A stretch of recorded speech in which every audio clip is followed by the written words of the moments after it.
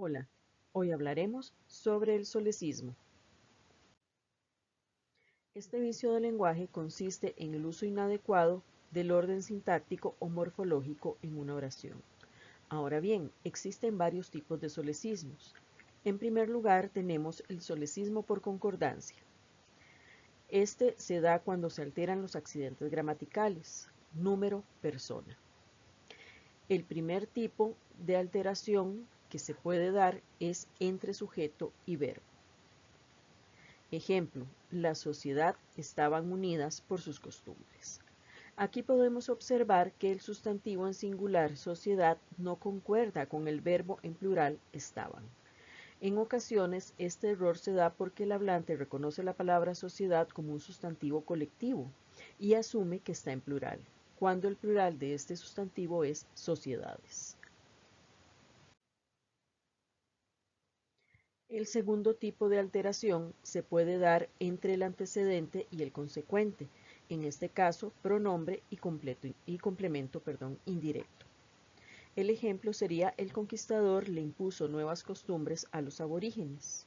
Aquí podemos observar que el pronombre reflexivo le está en singular, aunque el complemento indirecto a los aborígenes está en plural. Esto sucede porque se tiende a relacionar el reflexivo le con el sujeto conquistador, aunque es este sujeto quien impone las costumbres al complemento indirecto representado por los aborígenes, es decir, el sujeto no se impone a sí mismo las costumbres, por lo cual ese le no debe escribirse en singular, sino en plural. El tercer tipo de alteración que se puede dar es entre el pronombre enclítico y el verbo. Los pronombres enclíticos responden a pronombres personales reflexivos que están unidos al verbo. El ejemplo es: córranse todos para que podamos caber. En este caso podemos observar que al pronombre enclítico se le agrega una n, es decir, una partícula de plural, con el fin de marcar la relación con el pronombre indeterminado todos y el verbo en plural podamos. Sin embargo, este pronombre enclítico está unido a un verbo que ya está en plural, corran, por lo cual a este verbo solo debe agregársele el pronombre enclítico se y se debe eliminar la n. A este fenómeno también se le conoce como duplicación de plural.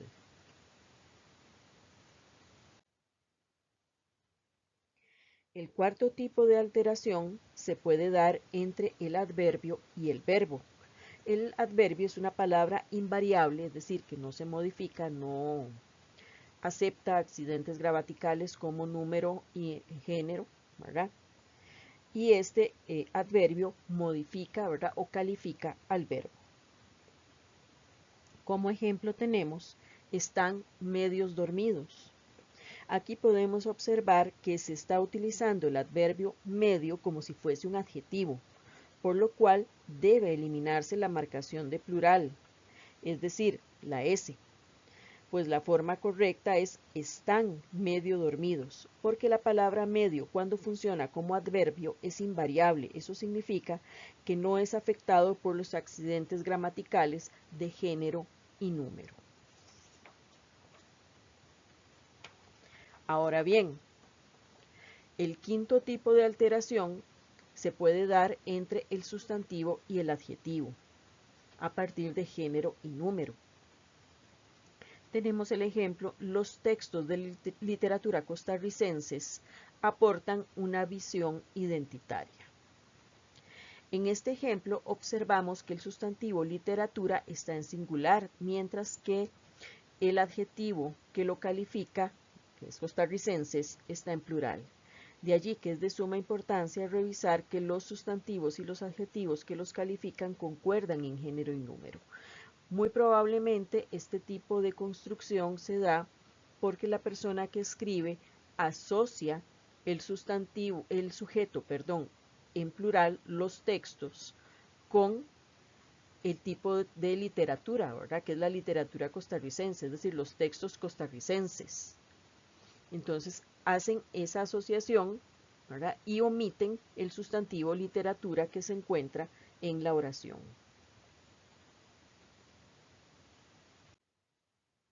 En segundo lugar, tenemos los solecismos del régimen preposicional. Estos consisten en el uso inadecuado de las preposiciones en la estructura oracional. Tenemos como ejemplo, el detenido habló a nombre de todos. En este primer ejemplo nos encontramos con el uso inadecuado de la preposición a, por lo cual se debe sustituir por la preposición en. En el segundo ejemplo, en relación al modernismo literario, este generó grandes cambios.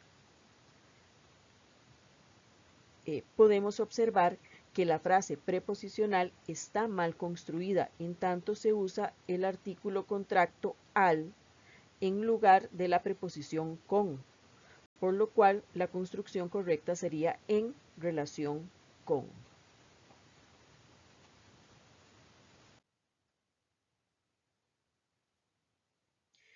Y, en tercer lugar, tenemos los solecismos de orden oracional. Estos se presentan cuando se altera el ordenamiento lógico de la estructura de la oración.